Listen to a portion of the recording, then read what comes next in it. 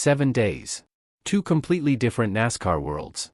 Last Sunday, Shane Van Gisbergen was untouchable at Watkins Glen, dominant from pole to finish, making a charge from 29 seconds back with 18 laps to go that had legendary commentator Mike Joy calling it one of the greatest road racing performances NASCAR has ever seen.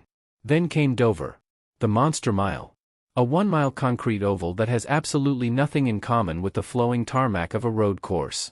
At the NASCAR All-Star Race, SVG spun out of the lead, finished 19th, and walked away with more questions than answers about his oval development. But what he said after the race is what every NASCAR fan needs to hear, because it tells you everything about where Shane Van Gisbergen is in his NASCAR story right now. Before Dover, it is worth revisiting exactly what SVG did at Watkins Glen, because context is everything in this story. He started from pole, led 74 of 100 laps, and made a late pit stop on a strategy gamble that put him 29.2 seconds behind the leader with just 18 laps remaining. Van Gisbergen emerged in 26th place and 29.2 seconds back from the leaders, but charged through the field, retaking the lead in just 18 laps and winning by 7.3 seconds. That is not just good racing, that is something operating on an entirely different level. SVG scored his 7th NASCAR Cup Series victory with that win, all of them coming on road or street courses, and it was his first victory of the 2026 season. Kevin Harvick put it perfectly after watching the performance unfold: you can see all the data, study the footage, and you still cannot duplicate what SVG does on a road course. Shane Van Gisbergen is commonly referred to as one of the sport's most uniquely gifted road racers, with wins at the Chicago Street Course, Mexico City, and now back-to-back at Watkins Glen. 7 Cup wins. All roads. All dominant. That is the version of SVG that NASCAR fans have fallen in love with. And then came Dover. NASCAR unveiled the format and field for the $1 million to win 2026 All-Star Race, held at Dover Motor Speedway on May 17, with Van Gisbergen already locked into the field as a race winner. Dover hosting the All-Star Race for the first time ever added extra storyline to an already fascinating weekend. The race ran as a 3-segment event with a 36-car field for the first 275 lap segments, followed by only 26 cars in the final 200-lap segment. The format carried a unique twist, inverting the finishing order from Segment 1 for the start of Segment 2, and that twist would put SVG right in the middle of the most dramatic moment of the entire race. For someone still actively learning oval racing, the All-Star Race format was actually an opportunity, a non-points event, a long practice session, and a genuine chance to experiment with setups and techniques without championship consequences hanging over every decision. SVG acknowledged that himself going into the weekend, going to try to learn a little bit at Dover. I'm looking forward to a long practice and getting to try some things, experiment a little bit. Nobody walked into that weekend expecting a miracle from SVG on a concrete oval. What nobody expected, though, was just how chaotic and dramatic the race was about to become. The 2026 All-Star Race at Dover was absolutely wild from the moment the green flag dropped.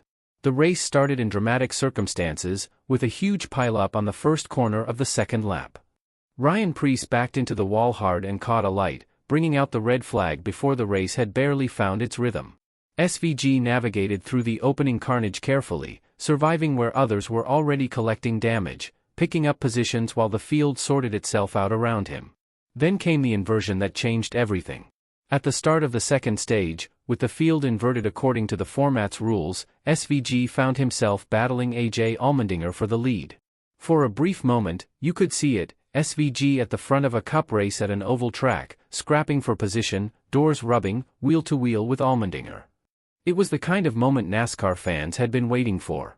Could the road course king hold his ground on a concrete oval under real pressure, with real stakes, racing side by side? The answer came quickly. On lap 15 of the second stage, Van Gisbergen spun in turn 3. He did not hit anything, which was fortunate given how much carnage had already accumulated around that track throughout the afternoon. But the spin dropped him to the tail end of the field, and from that point, the race was effectively over. Van Gisbergen lined up 20th to start the final 120 laps and ultimately finished the race 19th. Denny Hamlin went on to claim the $1 million prize. So what actually happened out there? Was it a setup issue? A driving error? A combination of both? SVG did not dance around it. This is where Shane Van Gisbergen earns even more respect from genuine NASCAR fans. He did not make excuses. He did not point fingers at the format, the chaotic race conditions, or bad luck. After climbing out of his car at Dover, he said exactly this: "Unfortunately, it just wasn't our day. Couldn't quite get the balance right on our safety culture Chevy. Got some track position in segment 2 and ran up front but got turned around and we weren't able to recover from there. After such a great weekend at Watkins Glen, it's a bummer to come here and have a day like that. But learned a lot and we will be ready for Charlotte next weekend."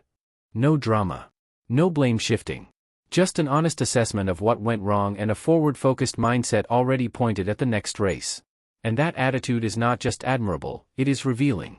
Because the truth is, SVG's oval journey has always looked exactly like this: messy in the moment, honest in reflection, and steadily improving over time. He had noted earlier in the weekend that his biggest challenge on ovals is getting up to speed fast enough, because these tracks demand full commitment from lap 1 or 2, and that is the part that still takes him longer to unlock than drivers who spent their entire careers in American motorsport. Here is something that needs to be stated clearly: SVG's oval struggles do not diminish what he is as a racing driver. They make his story more interesting and more compelling. Consider what this man has accomplished across his career. 3 Australian Supercars championships. Wins at the Bathurst 12-hour. A 24 hours of Daytona podium. And 7 NASCAR Cup Series victories in less than 2 full seasons. Ovals, however, are their own universe, and even a driver of his caliber has to learn them from the ground up. He has spoken before about how his time in supercars gave him room to breathe during practice, multiple tire sets, long practice blocks, the ability to gradually build pace over many laps before committing to a setup direction. NASCAR ovals, particularly in qualifying, strip all of that away. You get 1 lap, maybe 2, to post your fastest time. If you are not completely dialed in from lap 1, you are starting at the back. That is a fundamental difference in approach, and it is something that can only be developed through accumulated seat time behind the wheel on these specific types of circuits. That is exactly why the long practice session at Dover carried so much value for him. He has been clear that he simply wants more time every week, more laps to work through setup options, more time to develop his technique, more time to build the kind of trust in the car that oval racing at this level demands. He compared Dover to Bristol, then said Dover is even harder than Bristol. That is not a small statement coming from someone who has driven some of the most demanding circuits on the planet. He also noted something quietly revealing during the Dover weekend: watching young drivers like Connor Zilisch adapt to NASCAR quickly, while he himself is still working through the process at 36 years old.